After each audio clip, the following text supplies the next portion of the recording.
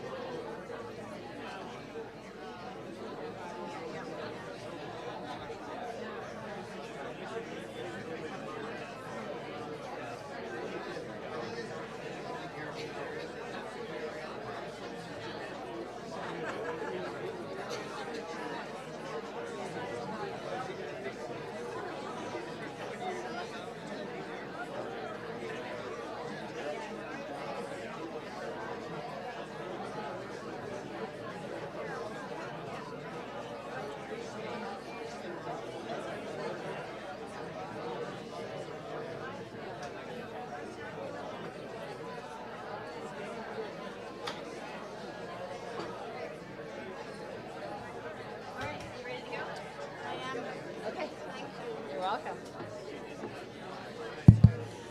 Hello, everybody. Good evening.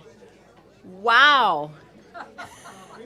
You say you're going to talk about alcohol before the holidays, and look what you get. This is insane. I've been doing this for almost 10 years, and I don't think I've ever had to go and beg chairs from the back room before. That's how popular this talk is. I'm very, very excited. Thank you, everyone, for coming, and thank you for your flexibility as people you don't know settle in next to you and kind of share your table and that kind of thing. Much appreciated. So my name is Jill Walshaw. I teach in the Department of History at the University of Victoria. Many of you know me. This is our last talk for 2023. We'll be starting up again in February with Dr. David Zimmerman. We'll be talking about the history of technology. Following in March, Rachel Cleese will be talking about the history of food, and in April, history of sports and the Olympics with Christina Bonsawin. So 3 more talks going February, March, and April. You'll get an email with the link to book, and please do reserve a seat so that we know what we're doing for fire regulations. That would be great. You'll get those a couple of weeks before each talk. Tonight, it is my great pleasure to introduce my colleague, who's shyly sitting behind me here, Dr. Georgia Sitara. Georgia got her PhD in 2007 from the University of Victoria, but she actually grew up and did her first schooling in Montreal. She's a historian of Canada by training. Some of her earliest work looked at the connection between, follow me here, the rise of anti-cruelty to animals with the disappearance of buffalo herds. Okay, so that was her PhD research. But Georgia is very skilled at connecting issues of present-day concern with our country's history. So, for example, in that work I just described on the buffalo herds and its connection to animal rights, Georgia also found a connection between that animal rights movement and the rise of child protection measures. So always bringing it into context to understand our society better. She keeps doing that in her research and her teaching. She works on race, racism, anti-racism. She works on colonialism and what decolonization means. She works on sexuality, very popular with the students. She works on children and youth and questions of age in history. Animal rights, social justice, still part of what she does. She teaches a number of popular classes, and she's in fact an award-winning teacher at the University of Victoria.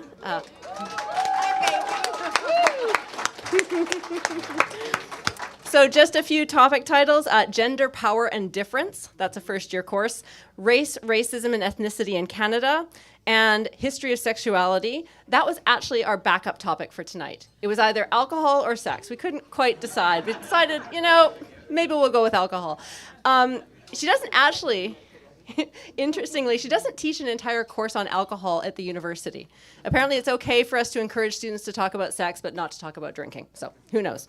Maybe that's something you'll do after giving this talk, right? A course on alcohol? It was offered. Oh, it was. I'm sorry. yes. Oh, okay. Okay. We'll try to offer it again.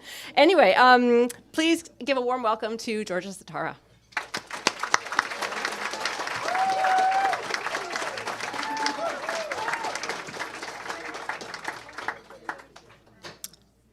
Hello.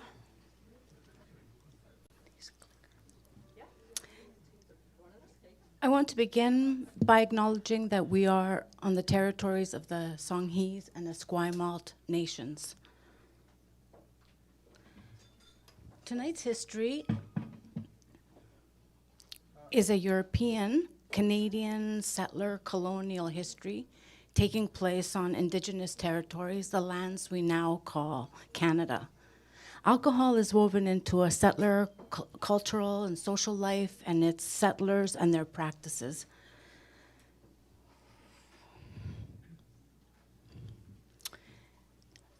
Both in the past and in the present, and it's settlers who are going to be centered in the history that we're talking about tonight. Indigenous peoples were prohibited alcohol by Canadian law from 1876 to 1985.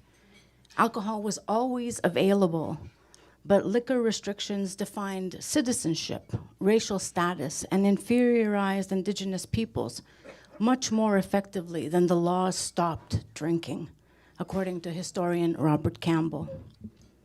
Historians Scott Thompson and Gary Ganesco argue that the state legislation made liquor a white or settler right. So it may not be apparent, but the history of booze can help us understand how power works. I also want to remember Dr. Sean Cafferkey, military historian of the Canadian Navy, who taught a course called Drink and Social Control in Canada at UVic. He suddenly passed away in 2008, and I was asked to step into his fully enrolled course all those years ago. And the rest, as they say, is history. I also want to remember Greg Evans, historian of local brewing, who always generously shared his knowledge and passion with my students. I hope they are both here with us tonight in spirit. Let's raise a glass to them this evening. Sean and Greg, your work and legacies live on, gone but not forgotten, always loved. Thank you so much. Dun-dun. My name is Dr. Georgia Sitara. I teach in at UVic in the history department and in gender studies, and I am blessed to call the history department home. I'm honored to be part of Café Historique. Thank you so much for coming. I'm happy to share my PowerPoint, which includes book covers and some of the material that I'll talk about in my talk tonight. Thank you so much. There will be time for questions at the end, but if there isn't enough oxygen going to my brain for a lucid answer, please email me. No doubt, I think I will come up to perfect responses to your questions in the days to come. Oops. Oh. So I've tried to put everything and the kitchen sink in this lecture. So I've spent the last 5 days distilling. Dun-dun-dun. Okay. We'll do a whirlwind tour of shifting history of public drinking in Canada, from taverns and saloons to beer parlors and cocktail bars. We'll explore the rise of the temperance movement and its call from moderation to calling for prohibition, which was enacted in the context of World War I, and then the slow repeal of that legislation and the return to public drinking in the post-war years. The first part of my lecture explores a history of a world we have lost. Other components map the history of the present, the historical processes by which current practices were established and normalized. In many ways, I hope you'll find it a history full of surprises. I hope you'll enjoy it. So, 200 years of history, 45 minutes. It's ambitious. Let's get started. So alcohol was ubiquitous in settler colonial life in the 18th and 19th centuries. It was considered safer to drink than water in Europe and became known as the elixir or water of life. Alcohol was believed to have medicinal qualities, to be restorative and nutritious, a source of energy and calories for laborers, sailors, and farmers. Historian Cheryl Krasnick goes so far as to claim that Canada was built on Jamaican rum. James Morira, in his History of the Maritime Provinces, bears this out.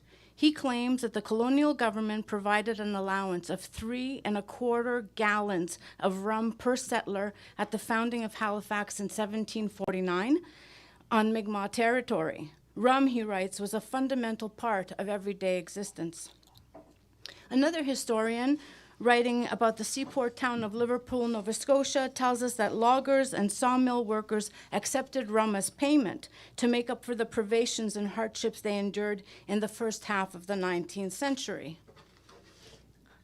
Laborers also drank booze during their work breaks at 11 a.m. and 4 o'clock. By the 1840s, drinking would be banned from the workplace and relegated to after-work consumption. And here, historian Craig Heron suggests that the practice continued illicitly, as this 1894 picture from Tavistock, Ontario attests. So they're building and they're having a drink. And in this case, the booze was supplied by their employer. In the Army and Navy, alcohol was measured and dispensed officially as part of the soldiers' and sailors' daily ration.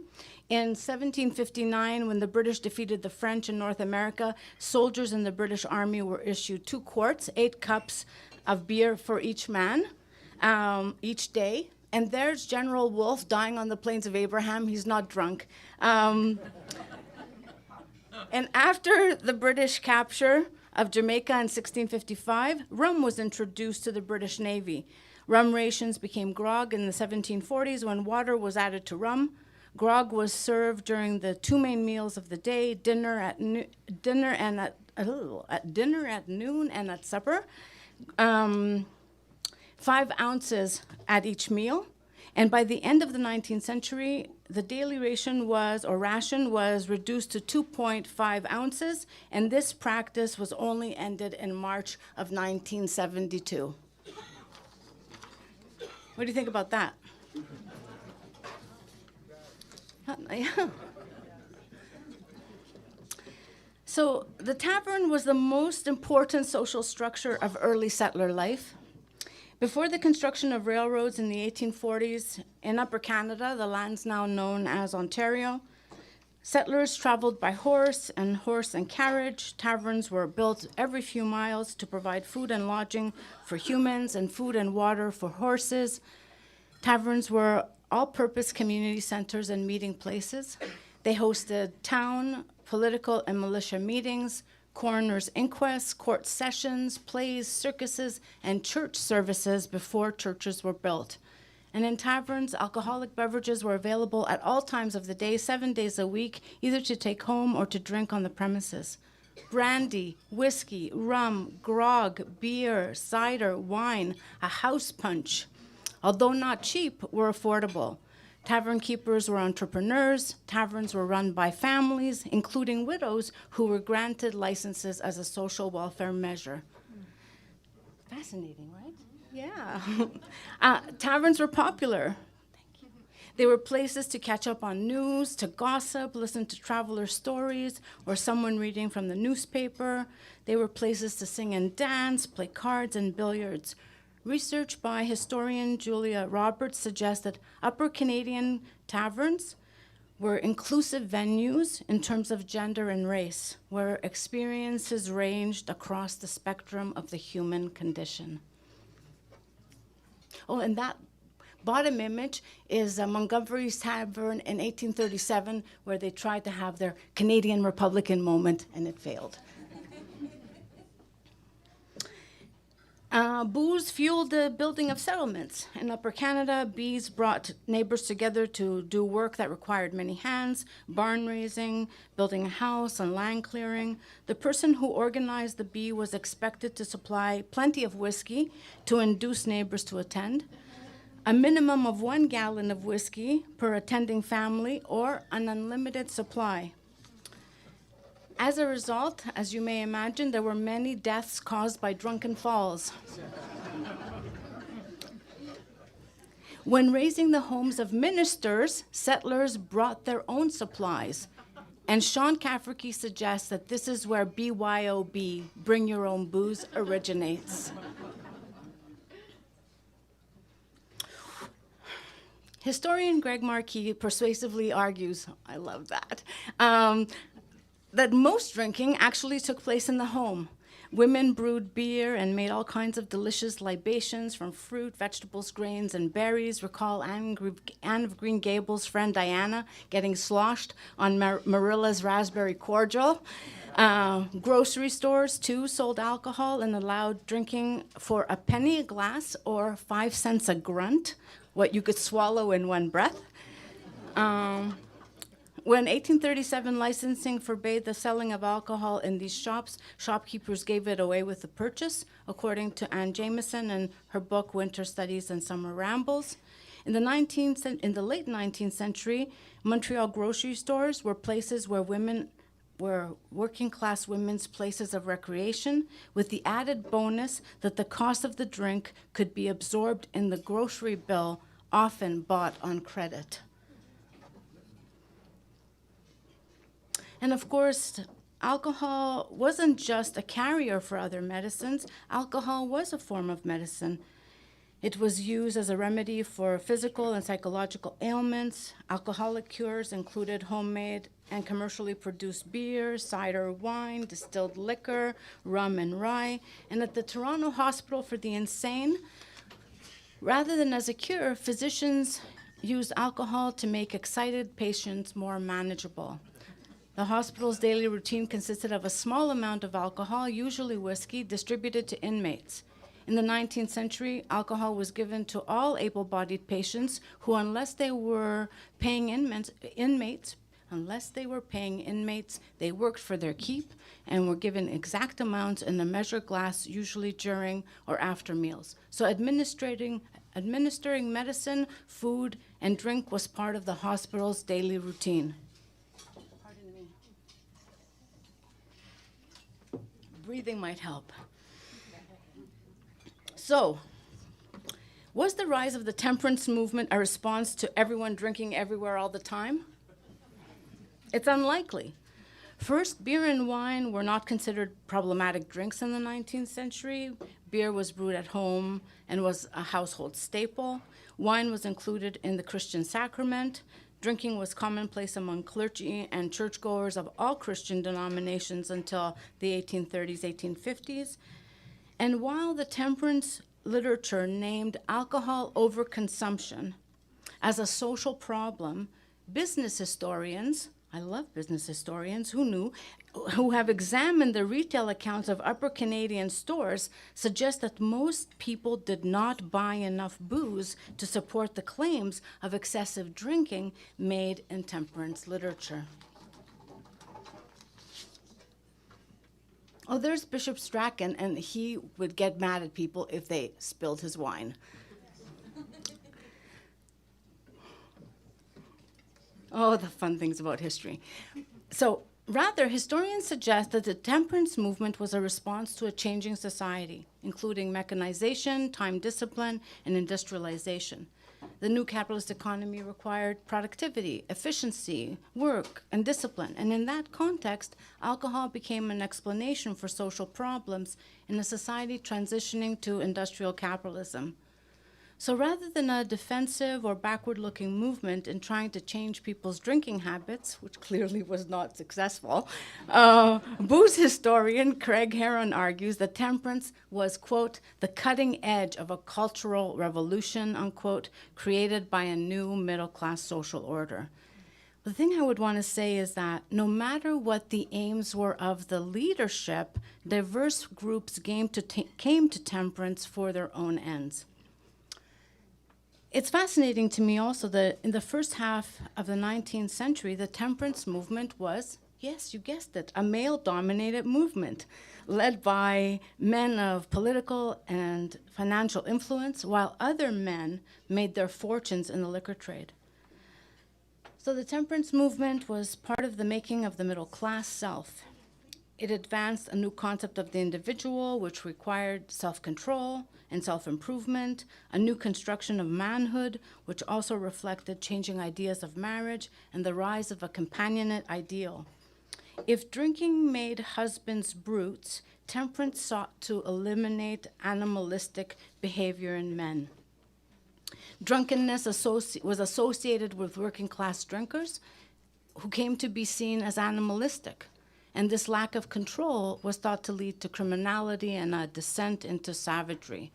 So temperance literature proposed that abstaining would lead to worldly and heavenly success, respectability, material comfort, steady employment, and habits of industry. Men would no longer rule by force, but through a symbolic authority. The new masculinity required not brute strength, but self-control. The 19th century temperance movement challenged the practice of conjugal violence, and it would take another full century, only in the 1970s, through feminist activism for the dominant society to rediscover the issue of family violence. It's ironic that the changing organization of daily life may have led to problem drinking. Folks went from drinking little amounts throughout the day, which may have produced some tolerance, whereas concentrating drinking during leisure may have increased drunkenness. For instance, once merchant marines became dry, some sailors may have binged between voyages. In addition, historians argue that temperance did not consider the pressures of economic uncertainty.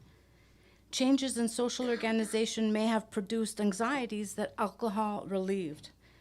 A historian, Jerome Nettlehaft, argues, male temperance literature was concerned with the consequences of alcohol, not with alcohol as a consequence.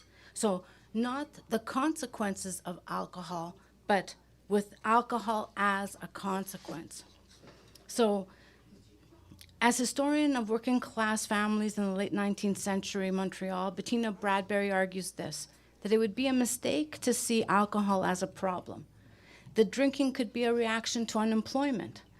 Drinking could pose as much of a threat to family survival as unemployment and low wages. But then working class women supplemented their family income selling liquor by the glass illegally. So the history of working class people's relationship with alcohol was layered and complex. So we can interpret the temperance movement as a modern use of alcohol. Did you notice the room kind of changed the vibe when we're talking temperance? So a modern use of alcohol. Called cold water societies because of their tendency to advocate for water to replace alcohol, the temperance movement worked to create alcohol-free zones. They aimed to take over the functions of the tavern by dry soirees, sports teams, libraries, reading rooms, social events without drinking. So when you next go out for a cup of coffee or a cup of tea, know that the temperance movement had something to do with it. The temperance movement was successful in Atlantic Canada, first by getting farmers to agree not to pay workers in rum. In the 1820s, they asked Canadians to take moderation pledges to abstain from hard liquor. This one that I have up here is from the early 20th century, so it's asking for people to abstain from malts as well as wine. In the early part of the century, it was just hard liquor. And then by the 1840s, it became clear that people took the pledge enthusiastically, but they didn't always have enduring results. Even John A. Macdonald took the pledge, according to his biographer, the biography, The Man Who Made Us. And it's public knowledge. We all know that he went on to be drunk in the House of Commons for decades to come. So, in fact, when the maritime colonies, Nova Scotia, New Brunswick, and Prince Edward Island, held a conference in Charlottetown in 1864, the Canadians, that is settlers from Quebec and Ontario, crashed that conference with $13,000 worth of champagne, 8,600 bottles, and they swayed the Maritimers away from maritime union toward confederation. So booze helped to make Canada. Nonetheless, starting in the 1850s, the temperance movement shifted its strategy from moral persuasion to prohibition. And in the next few decades, various pieces of legislation were put into place, making it possible for municipalities to have referendums on the question of banning drink in their communities. So, and temperance was successful everywhere except large cities. The Scott, or the Canada Temperance Act of 1878, required only a quarter of the electors of a town or county to demand a vote through secret ballot for prohibiting the retail sale, but not production of, alcoholic beverages within a municipality, except for medicinal, sacramental, and mechanical purposes. So a successful vote generally closed drinking establishment. But so consumption of liquor at home in private dwellings was perfectly legal, just bars, taverns, and public drinking was illegal. And licensed distillers and brewers could sell out of province. Local victories could be overturned by another vote, and it created a patchwork of wet and dry areas. And alcohol was transported from wet areas and sold in dry ones. And you could get alcohol legally by mail order, I love that, to private households, and of course illegally sold in unlicensed she-bins, or what they call blind pigs. And I just did a quick Google search about the etymology of the blind pig. Apparently, so this farmer sold tickets for people to come and see his blind pig, and he gave away booze because apparently it was illegal to sell booze, but not to sell tickets for people to come and see your blind pig.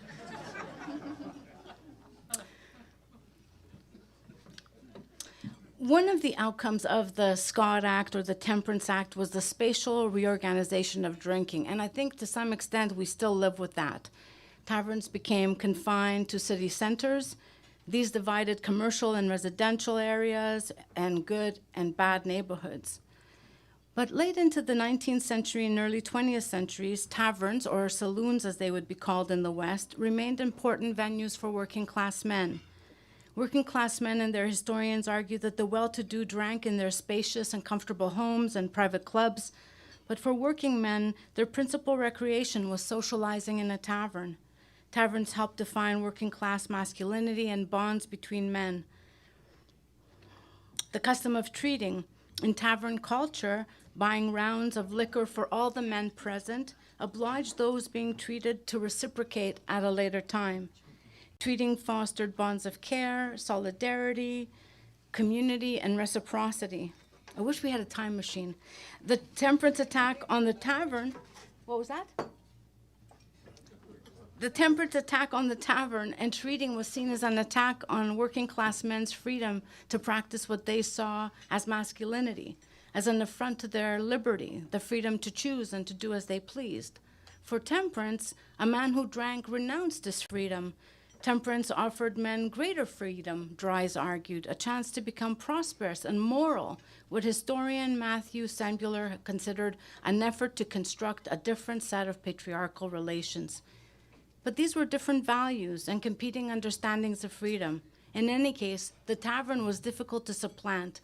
Other recreations were less of an alternative, but more complementary to the tavern. So these are really fun. You can see there's spittoons, there's a railing, a foot railing at the bottom, and you could approach the bar, and the bars were quite beautiful in terms of their paneling. And then the war changed everything.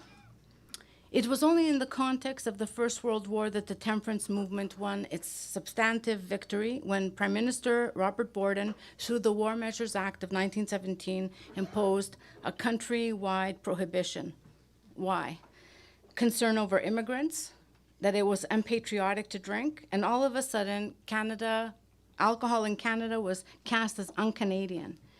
It also helped to save grain and other resources for the war effort.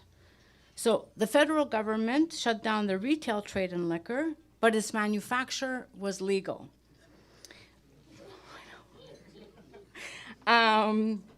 Reduced to alcohol content of 0.1, 0.5, or 2.5 maximum percent, near beer was available for sale.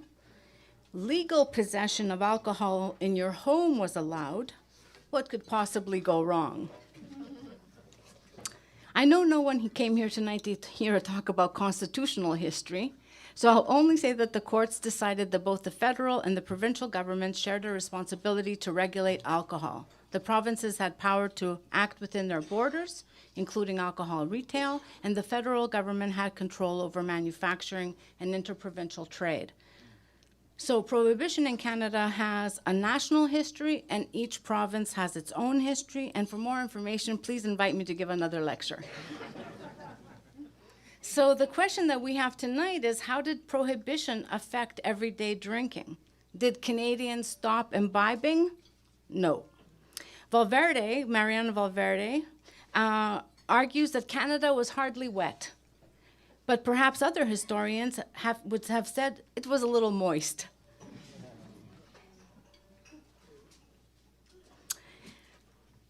So we begin with James Gray in his 1972 book, Booze, History of Drinking on the Prairie Provinces, and he puts it in the following way. There were enough loopholes left to enable a determined drunk to drink without pause. Breweries operated under federal charter. He says drinkers became waterlogged rather than intoxicated with near beer, but regular beer was available to known customers just under the bar. And as police worked in pairs, he writes, quote, only a hungry bootlegger or a village idiot would sell a bottle of booze to a couple of strangers, unquote. Douglas Hamilton, in his book Sobering Dilemma, A History of Prohibition in BC, tells us that it was legal to make and drink liquor in your own dwelling, but this is fascinating, not every dwelling counted. So boarding houses, bunk houses, tents, cabins, float houses, all excluded. Alcohol was also available by prescription. The prescription itself cost $2 to $4 in doctors, vets' offices, and dentists. And then you would take that prescription and get it filled at a pharmacy. So, doctor, I have a cough. Hamilton argues that both facts created class and race-based legislation that criminalized the the working class favorite beverage, their full-strength beer. It criminalized the poor and non-white people. Like in all other provinces, alcohol was available through mail order. This is an incredible example. This is from Ontario. So Ontario legislation made selling beer within the province illegal. But brewing beer was not illegal. And you could buy beer by mail order. So an Ontario customer placed an order for beer with a merchant in Ontario or the US and enclosed a payment. The merchant forwarded the order to the brewery and sent the customer the receipt. Then the customer would show the prepaid order at the brewery and pick up the beer or have their order shipped. The most important part was this out-of-province receipt. So although Canada was legally dry, the trenches were not. Military historian Tim Cook describes rum as, quote, more a medicine than a beverage in the First World War. He says rum was a combat motivator, a reward, a medicine, and liquid courage. In the grim reality of trench warfare, rum, one soldier explained, quote, helped to take the taste of dead men out of my mouth, unquote. Temperance men who entered the army came to reconsider rum's value at the front. Cook puts it in the following way. Demon rum was the soldier's tool, and without it, the common men who made up the soldier's profession, bankers, clerks, farmers, who put down their pens and plows for rifles, might have collapsed under the terrible strain, both physical and psychological, of trench warfare. He says the ration was small enough not to make soldiers exceedingly drunk, although there was a concern about giving soldiers rum just before they went over the top. And it would be veterans and women's voters who would help repeal prohibition in the 1920s. Any craft beer lovers in the house? You might be interested to know that one of the most devastating impacts on alcohol, or the casualties of prohibition, was actually on the Canadian brewing industry, which was reduced by 42%. It went from 118 to 69 plants, and then it led to consolidation of major labels and the loss of many, many small, important local breweries. And we've actually only been seeing the resurgence of the craft beer industry in the last 20 or 30 years. Fascinating, right? I thought so too. So prohibition turned millions of people into lawbreakers. In fact, in British Columbia, the BC Prohibition Commissioner, appointed in September of 1917, Walter Chester Finlay, who got the job because who better to enforce the law than the Secretary of the People's Prohibition Movement, was caught the following year illegally importing 700 cases of whiskey, 8,400 bottles, with the intent to sell for personal profit. He was convicted and spent 2 years in jail. Not only did Canadians not stop drinking, prohibition made drinking fashionable and more expensive, and because it was illegal, the state could not profit from its sales. In the fall of 1919, the federal prohibition ended in Canada, and most provinces except Quebec continued for a time. And over the course of the 1920s, there would be a renewed call for moderation rather than prohibition, without the return of the saloon.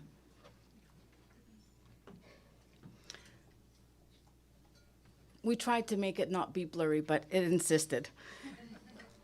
So again, each province has its own history, but in general, except for Quebec, where drinks were available in hotels, taverns, cafes, clubs, corner stores, and grocery stores, most provinces opened government liquor stores first, and then sometime years later, licensed drinking establishments. So I don't know how to do the pointer, but in that corner, you could see when provinces went dry, when they opened stores, and then when they returned to public drinking. So BC was the second province to dismantle prohibition in 1920 through a vote, which authorized the opening of government-owned liquor stores. Most provinces had a Liquor Control Act and a Liquor Control Board, which, among other things, issued licenses called permits to drink. In BC, permits could cost up to a day's wages in the 1920s. Retail store prices were high. Customers could not touch the products or even see them before they purchased them. You'd have to go in, fill out an order form, pay in advance, and the vendor would retrieve the item from the back. A store vendor also had the authority to limit what a person could buy. Scott Thompson and Gary Ganesco's study, Punch Drunk, of Ontario's 1927 law, explains that the Ontario Liquor Board worked from the premise that individual moderation and strict liquor control would better protect the population than prohibition. So it allowed some individuals to drink and the government to draw huge profits. So the new rationale, I'm so glad you like it, the new rationale was that the alcohol didn't lead necessarily to bad outcomes. Those were the result of overindulgence. So, moderation became a form of harm reduction as a way to control the harms of alcohol use. So we could think about liquor control as a temperance project continued in another way. Isn't that clever? That's Ganesco and Thompson. So liquor control as the temperance project continued in another way. To that end, the Liquor Control Act made buying alcohol a very bureaucratic process. So you needed your permit, which was like a driver's license, except it gave you a license to be able to purchase alcohol.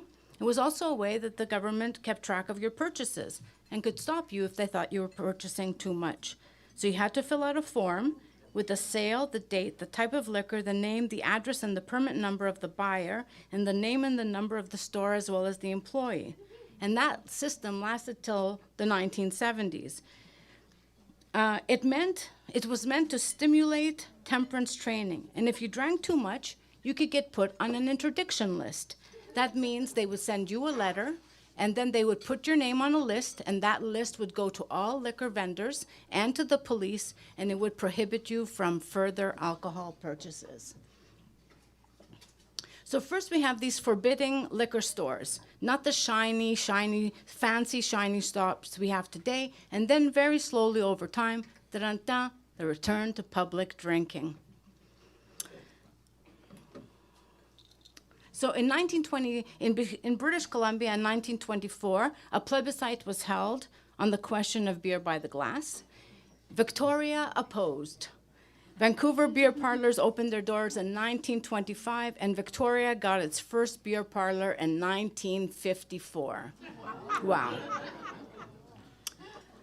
Robert Campbell argues that while temperance groups lost the battle over the return to public drinking, the movement was successful in branding the saloon as immoral, which changed the bar in the post-war era.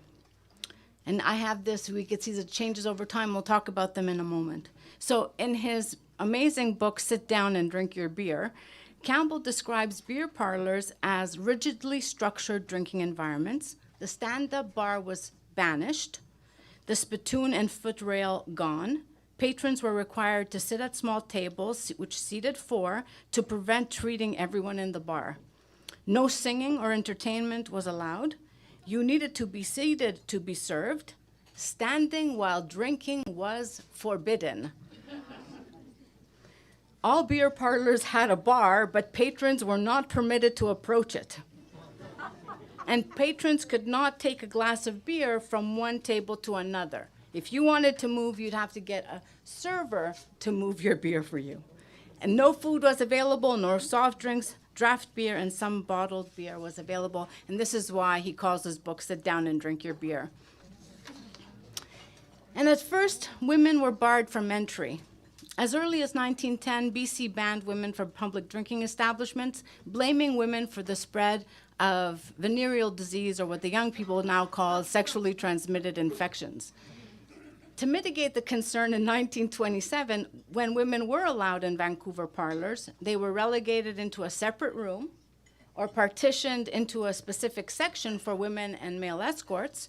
Sometimes women had their own designated entrance. This is the third image. And those partitions were only removed in 1963. And Campbell says that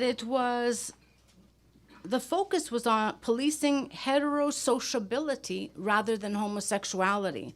unless men tried to have sex in the washrooms. He says, officials regulated women more than men. The regulatory priority, he says, was the suppression of illicit heterosexuality, to police the sexual and regulate women's sexuality. So Campbell tells us, I find this fascinating, that men of color drank in parlors without incident unless they were in the company of white women. That practice was challenged by state authorities, parlor operatives, and other customers who saw men of color with white women as a threat to the dominance of white men and for destabilizing the category white. So a mixed race couple referred to a white woman and a man of color, not a woman of color and a white man. Fascinating, right? And Campbell says that all of it was governed by appearance and behavior, not by identity or even identity cards. And a lot of it was actually policed by beer parlor patrons. And in this way, okay, theory, are you ready? Campbell argues that the state works through us. So we have that legislation, but in fact, it takes all of us all the time to actually enact it. And then only in 1953 did BC allow for licensed restaurants, cabarets, local cocktail lounges, in addition to hotels. The government wanted to make money for big projects, highways, dams, and bridges, and liquor sales actually brought in the cash. As early as 1930s, liquor sales made up 23% of the government's income. And some historians suggest that the state was addicted to the revenue from booze sales. Manitoba, let's go. Anybody from Manitoba in the house? Yeah, babies, representing. So Manitoba ended prohibition in 1923, first with the sale of liquor in government stores, then beer by the glass in parlors by 28, and then 30 years later in 1957, the cocktail lounge. So how do we make sense of these developments? Historian Dale Barber explains that people were ignoring the law. They were drinking together at dances, at supper clubs, and at socials by quote-unquote drinking under the table. In public establishments, the management served the mixer, and patrons brought in their own bottles. So alcohol was already part of the heterosocial space in the early 1950s. So in 1957, the law allowed for mixed drinking, which in this case was both mixed cocktails and the mixing of gendered bodies in the same social space. Wow, right? 57. The law changed to conform to practice. What Barber says is that enforcement was only possible when the law was approved by the people. As a result, when we have these new drinking places opening their doors, people had already been drinking. Beginning in 1957 in Manitoba, it became legal and open. So, any Vancouverites in the house? In 1968, the Vancouver's Penthouse nightclub, a very famous nightclub, got its liquor license. So 1968. But the tables had hideaway drawers where bottles could be stashed in case of police raids since 1947. And then in the 1970s, in BC, there was a lowering of the drinking age to 19. Liquor licensing for outdoor cafes, cruise ships, the loosening of constraints in beer parlors, finally allowing entertainment and drinking while standing.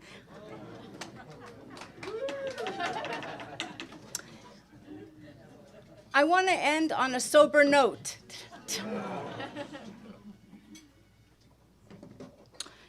So what about the question then of problem drinking, which seemed to have sparked the temperance movement in the first place? And I'm sure when I was telling you about all the places people were drinking, you were like, yeah, it was right that they should stop.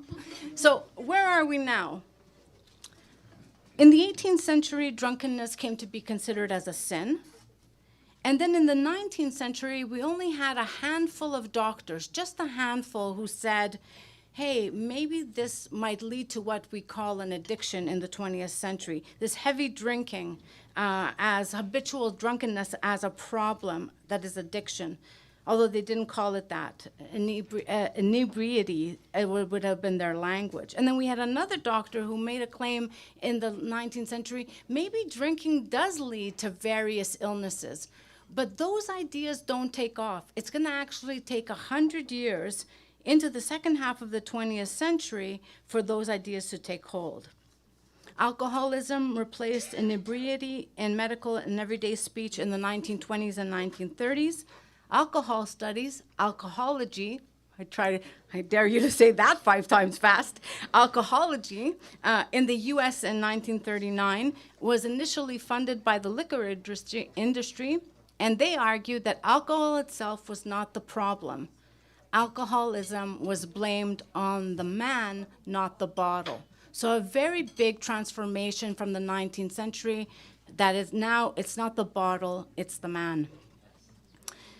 So rather than science or the medical establishment, the most important innovation for the well-being of alcoholics was the creation of AA, Alcoholics Anonymous, in the US in 1935 by Bill Wilson, a New York stockbroker, and Robert Smith, an Akron doctor, both with serious self-diagnosed drinking problems. Self-diagnosed.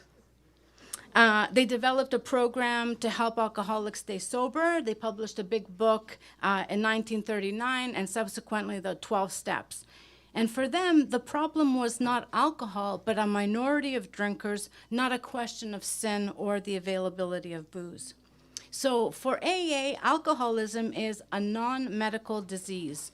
Alcoholism cannot be defined by alcohol consumed or specific clinical criteria. It's a subjective experience. Only the individual knows. So AA cast health professionals in a supporting role. AA was based on mutual help with other alcoholics based on shared experience. And they created weekly meetings to foster a new community of like-minded people as a substitute for social life in drinking venues.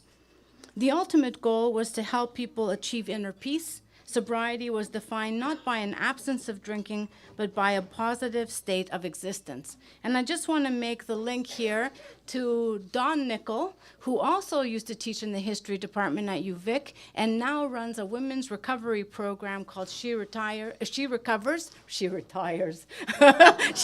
from drinking and now runs She Recovers, and there is a copy, the cover of her newest book.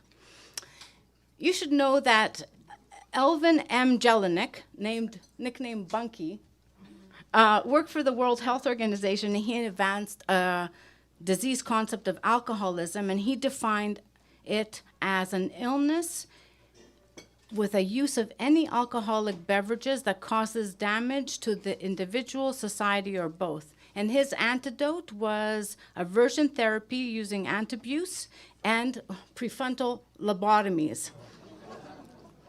And then in the 1960s, the World Health Organization called alcohol North America's greatest dependency problem. According to Greg Markey, he says that alcohol was reclassified as a drug because alcohol is socially acceptable. It became known as a non-drug drug. He says that while other drugs were criminalized, North Americans made peace, he says, with alcohol through regulation, treatment, and toleration, despite alcohol consumption being a top health threat. The 1969 Ledain Commission, a federal commission on the non-medical use of drugs, issued its final report in 1973 and concluded, quote, "From every point of view, the effects of excessive alcohol use are more harmful than any of those of any form of non-medical drug use," unquote. But alcohol is so deeply embedded in Canadian culture that although it's very dangerous, it is legal. And as we have seen, its presence in everyday life is expanding. Do you see that? That we have this scientific literature for the first time, not temperance, but material coming out of science and medicine saying drinking is dangerous, but we have its expansion in everyday life and in the public at the same time. So all to say that just because it's hard to know whether or not what is true. That's why I have this, my first thing was, you never hear what I have to say, yes, I'll have a beer, is because we have this discourses around drinking, but they don't necessarily match the reality of what's going on. So alcoholism might now be accepted as some kind of disease, but there's still a public assessment of it in moral terms, which cast alcoholics as responsible for their own illness. And in this way, 19th century ideas continue in our own day.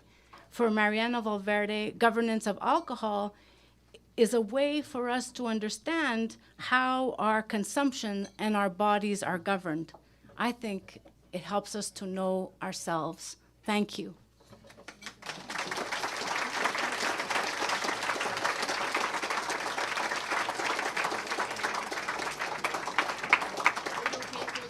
Oh, yes. Okay. So if you ask a question, please repeat it into the microphone, so not everyone will Thank you so much. All right.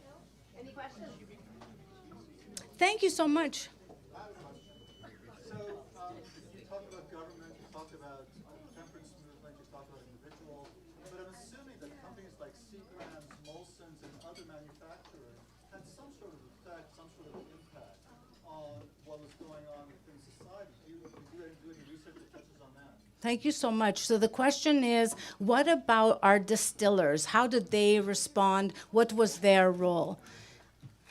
They play a very important role, and maybe we would have had temperance earlier had it not been for the fact that they made a lot of money for government, and that government was, the great Canadian way, patronage. That government was reliant on business, and business was reliant on government. So we could say that they held a lot of sway because there was a lot of money to be made. And government certainly didn't want to dissuade them from making money because government depended on that money. This is why distilling never became illegal. It was never closed down. So we do have advocates of distilling in government, supporting government, and they're going to be the ones who are going to fund the industry to say that it's actually not booze itself, but the problem drinker. So they're always there. Our distillers are there, and they're always advocating that it's not their product that is the problem. Thank you. Thank you so much. What about the role of Puritanism in all this? A Puritan is defined as a person who lives in dread that someone somewhere is having fun. Right. And these guys, they certainly were involved in the Prohibition movement. There's no doubt about that.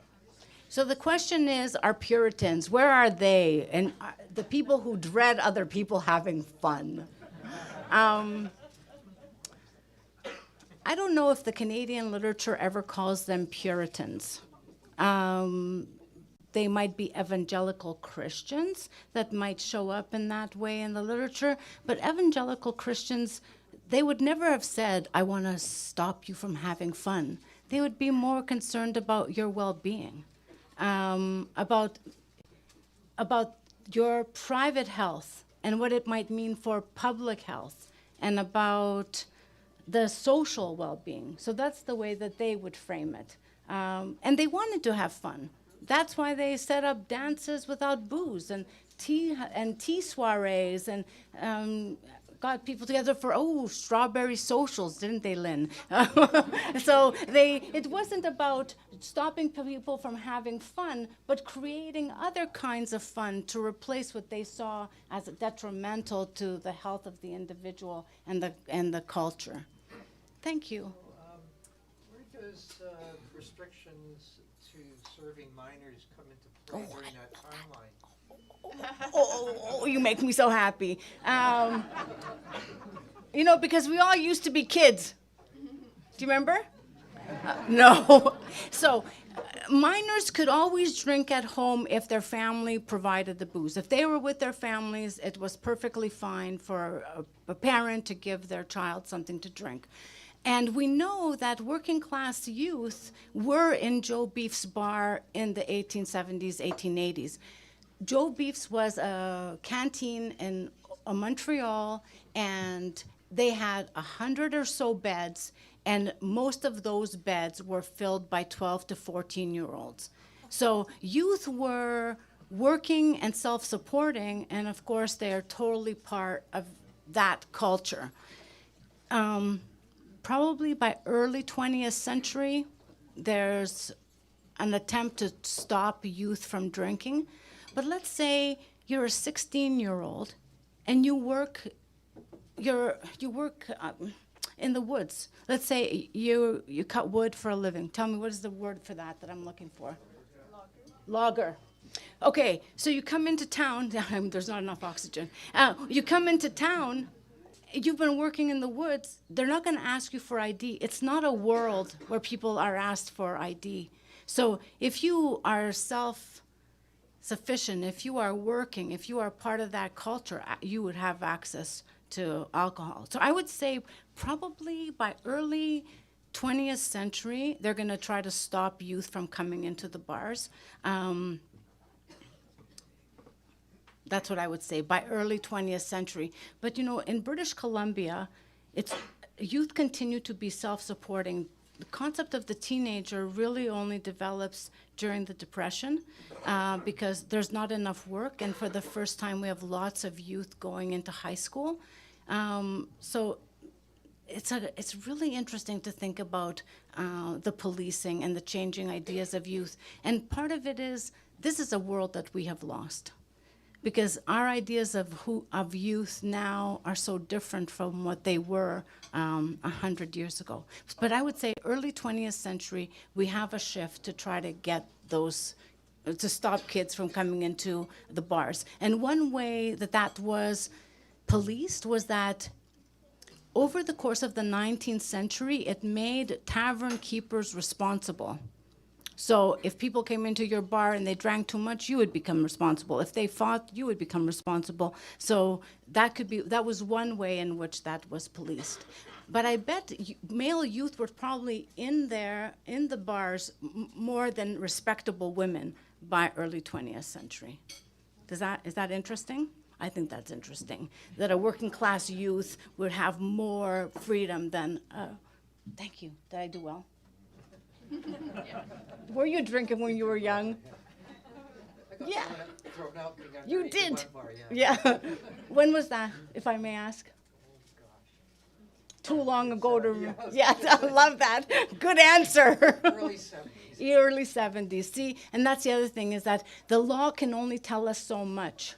The law can tell us what we were supposed to be doing, but it doesn't tell us what people were actually doing. Because I bet you drank lots before they kicked you out that time. Just thank you. Yes, thank you. What is it, do you think, about sobriety? That no matter what we do, we require periodic anesthetic of alcohol? Beautiful. What do I think about sobriety, that we require a periodic anesthetic of alcohol? So interesting. So Alcoholics Anonymous says, once an alcoholic, always an alcoholic. So for them, one drink might be too much. But maybe we could go back to the pressures of life. So maybe sometimes we just need a little bit of release, maybe a little bit of relief. Maybe we just need to make the world feel a little bit better for just a little while. Maybe that could be a way of understanding why we could be sober, and then it could be so hard to stay sober. But everything around us is about booze, isn't it? It's hard. It's hard to be sober.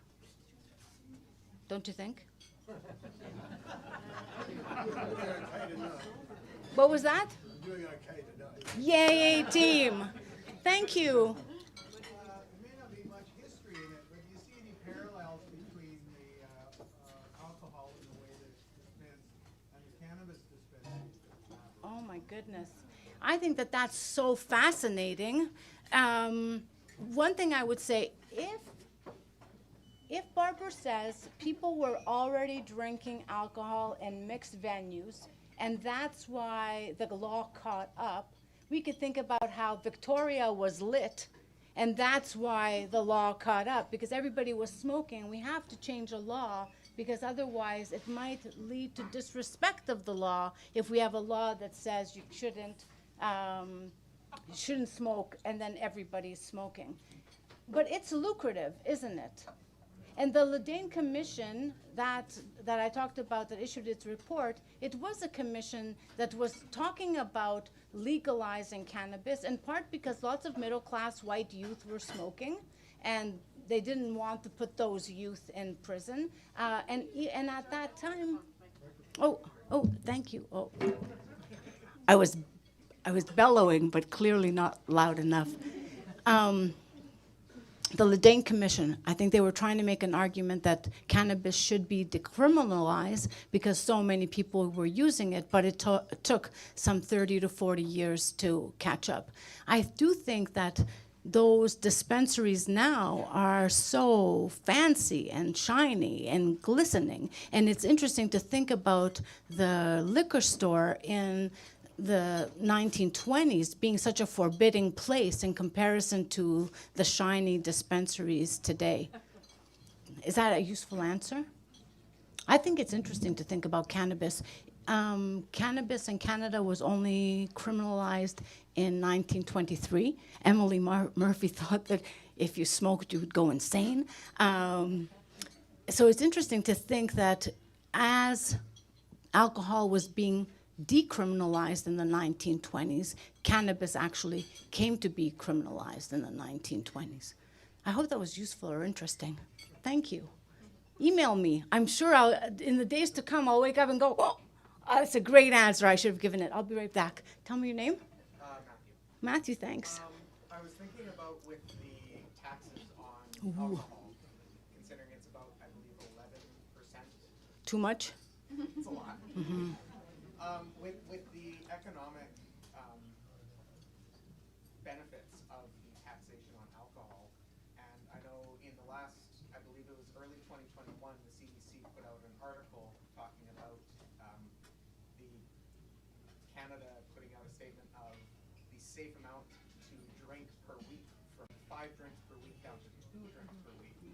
I was wondering what you think about the economic benefits that the government reaps versus the health benefits that the public could have on them telling us we shouldn't drink so much. Okay, so the question is, how much money is the government going to lose if we go from drinking 5 to 2 drinks? So do people listen to the government? And do people listen to guidelines? I'm not sure. I have to think about it. I'm gonna put my hand into my gender studies backpack and think about performativity.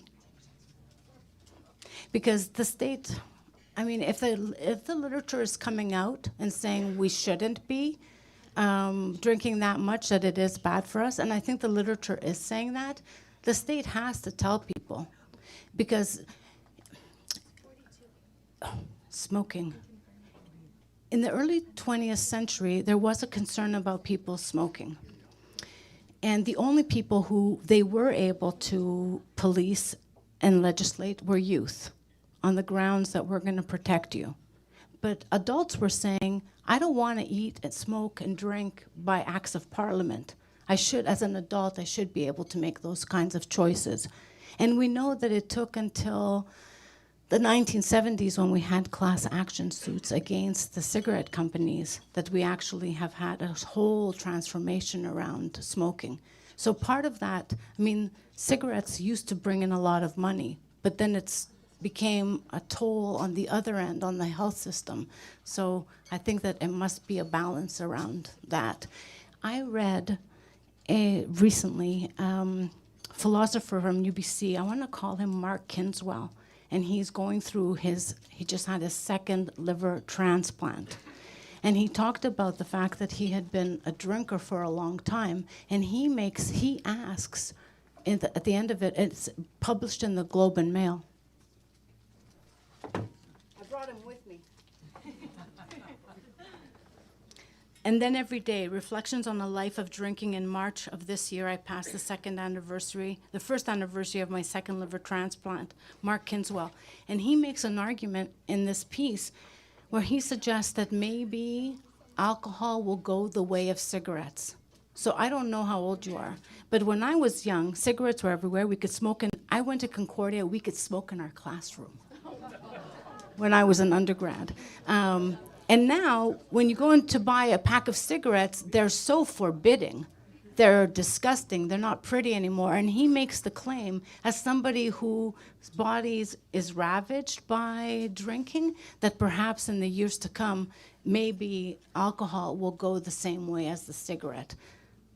Yeah, thank you. Was that a good answer? Hi, tell me your name. My name? Yeah. Vincent. Hi, Vincent. Hi. You've talked a lot about how alcohol was used to control. And I'm wondering if you can maybe reflect a little bit about the same kind of thing with the slow release of marijuana. So the question is about alcohol and control. Oh, now we're going to put on our hats, our intellectual hats. Are you all ready? So when Sean Cafferkey developed the course, he called it a drink and social control, because that was the language that was used by scholars at the time to say we had a state and it passed that legislation and it was trying to control people. And then in the 1980s, 1990s, scholars started to use the words moral regulation. I know, right? Thinking caps. And that was an idea that the state might, first of all, we are all state actors.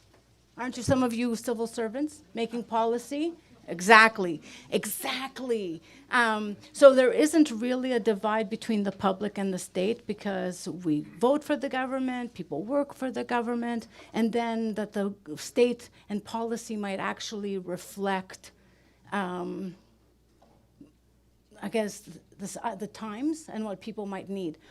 If we're going to say, if we think about control in a different way, that is the attempt to control the population by getting everybody so stoned that they're not paying attention?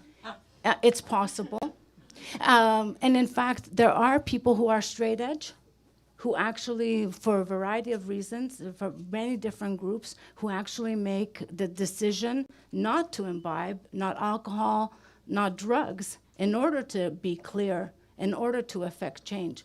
But that language of control and regulation suggests that each individual is a historical agent, and you make decisions about what might be best for you. And that because we're all human beings, we'll change our minds. I think that there was another question. Mira, you little love button. I taught Mira like 10 years ago. I have kind of a fun question. Ooh. Okay, so based on what you've been discussing with us, booze and alcohol has been a working person's substance. And so I know, say, in France, they created a saison for their farmers, or their farm workers, so that they would be able to drink something that they would not be poisoned by because it was disinfected. Was there anything in Canada that compared to something like that? I can't think of it. Can you email me in the days to come and maybe I'll figure it out? Thank you so much. I think there's another question. Thank you. Yeah, do you have any comment on how the sacraments and alcohol got tied together? What's a sacrament? That's that stuff you get on Sunday if you're good. Oh, the sacrament. Lynn, do you know how the sacraments got together with alcohol? I know when the evangelical churches started using grapes. Right. They didn't want to tempt people. Lynn Marks is a historian of religion, and she doesn't know, and neither do I. I love that.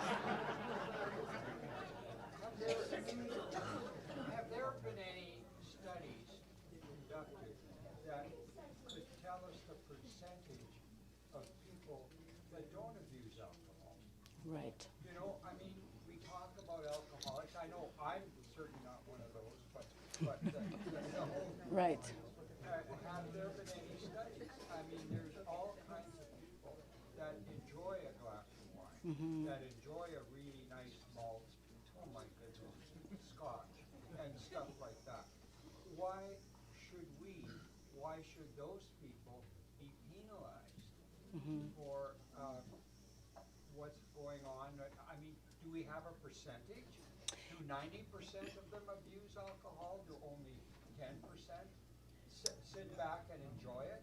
You know, I don't know if we have statistics. Oh, the question is, do we know how many people abuse alcohol as opposed to people who just enjoy it responsibly? Did I sound like a booze ad? I think that the problem with statistics is that the scholars say people always underreport. So it's hard to know because the whole world is so judgy. So people may not actually be willing to tell the truth. I don't know if anybody's penalized yet, though, except for the high cost. I'll be back.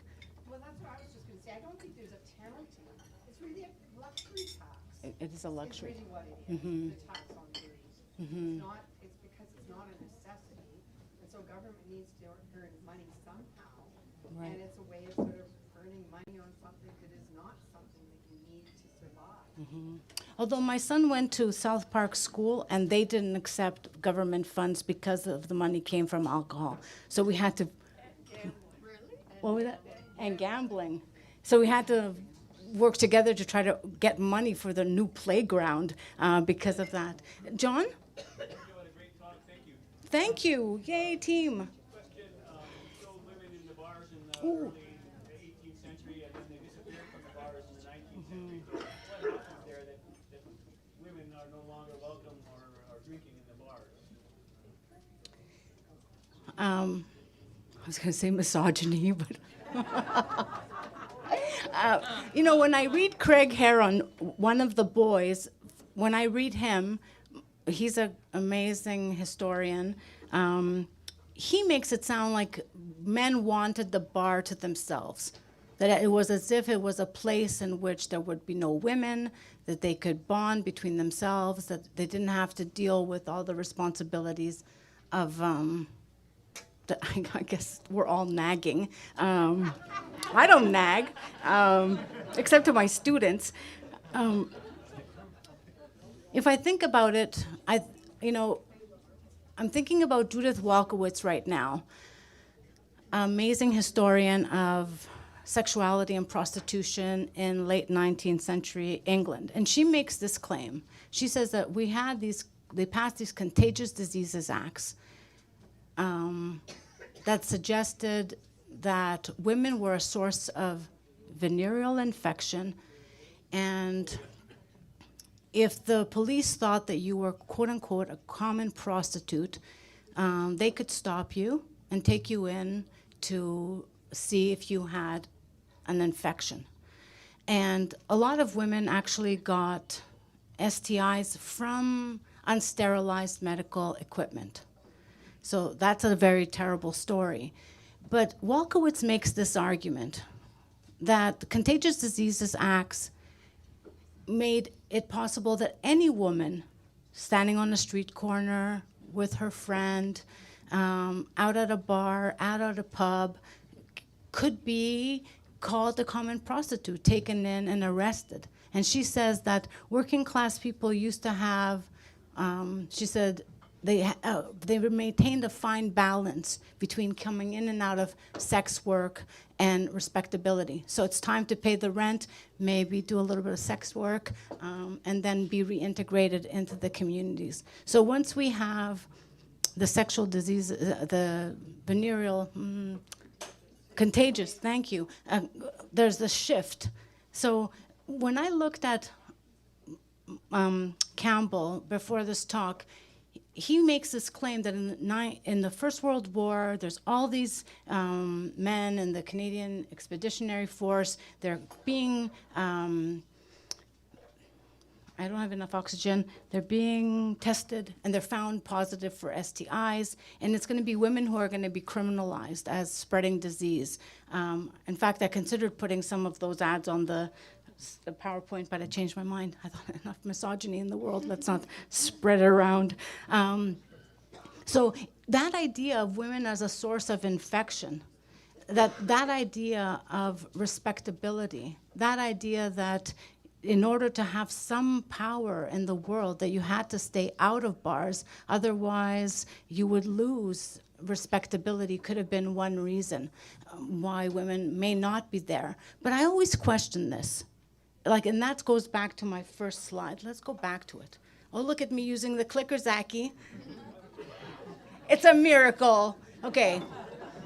Like this, the reason why I chose that is I often think about historians, you know, so you never listen to me, you only hear what you want to hear. Sometimes I think about historians looking at the archival record, and who knows what's there? Who knows where women are at? Who knows what they're doing? And I wonder, do historians not see them because they don't expect to find them, or worse, they don't even care? So this is one of the things I think about a lot, because I think about, you know, where were they? And maybe they were in the side room, and maybe there were lots of them, and maybe Bedina Bradbury says they're at the grocery store. So, but if it's a question of, on the one hand, respectability and losing respectability, and on the other hand, it doesn't seem like it's like a hospitable environment if people don't want you there. And then, don't you find it interesting? I love this. Sex. We got to talk about sex for a minute, Jill. Sex would have been a good topic. Isn't it interesting that heterosexuality was policed? That they were worried about men getting it on with women, and there were all these men together at the bar? I find that fascinating. Fascinating. In our own day, everybody's afraid of the gays. Why weren't they afraid of the gays? I just think that it's so interesting to me that that's the difference. What becomes a concern? Why is it a concern? May not necessarily reflect what's going on, but larger social processes that aren't always obvious. Anyway, I would like to go back there and, yeah, drink with them. That's why I was hoping for a time machine. Please email me, gsatara@uvic. I'd love to hear from you. Thank you for your time. I hope you enjoyed it.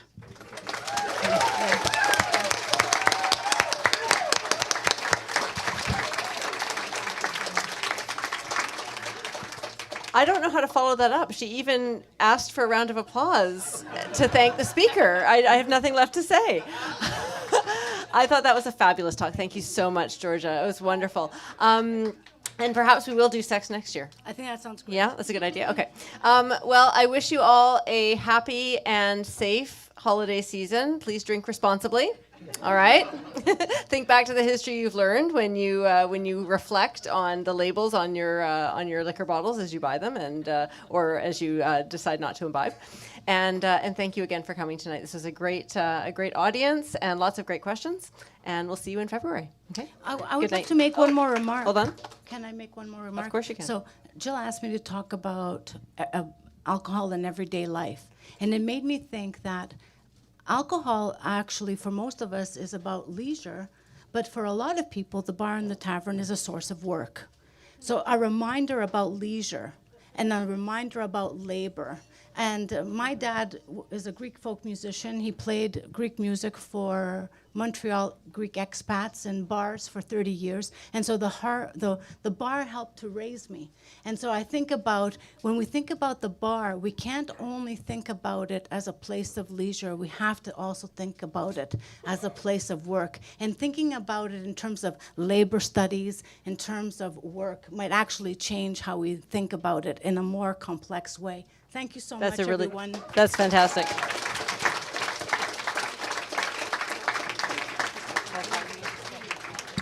I talk too long? No, it was perfect.